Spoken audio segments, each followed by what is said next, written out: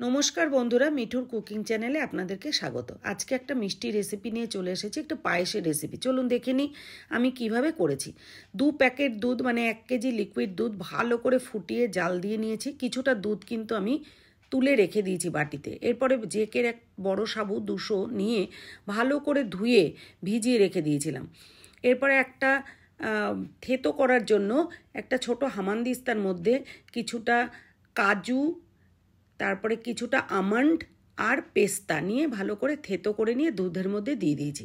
আর দিয়েছি কিছুটা কিশমিশ কুচি করে, দিয়ে দিলাম 2টো এলাচ। ভালো করে ফুটে গেলে এরপরে একটা যেই বাটিতে দুধটা তুলে রেখেছিলাম তার মধ্যে পাটালি গুড় মিশিয়ে ভালো করে মিশিয়ে নিয়ে দুধের মধ্যে দিয়ে দিয়েছি।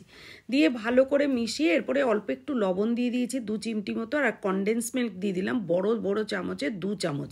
এরপরে সবটা ভালো করে ফুটিয়ে নিয়ে তারপরে যখনই পুরোটা মিশে যাবে এবং দুধটা একটু ঠিক মোটা হয়ে যাবে তখন কিন্তু আমি সাবুগুলোকে ওর মধ্যে দিয়ে দেবো। ততক্ষণই নাড়িয়ে চাড়িয়ে ফোটাবো যতক্ষণ সাবুটা উপরে ভেসে না ওঠে। উপরে ভেসে ওঠা মানে সাবুটা পুরো সিদ্ধ হয়ে গেছে, মিষ্টির সাথে ভালোভাবে মিশে গেছে। খেতে কিন্তু দারুণ টেস্ট হয়েছে। আপনারাও এইভাবে করে খেয়ে দেখবেন, কেমন লাগলো জানাতে কিন্তু ভুলবেন না। ব্যাস এই অবস্থায় ফুটে গেলে গ্যাসটাকে অফ করে নামিয়ে পরিবেশন করবেন। Thank you.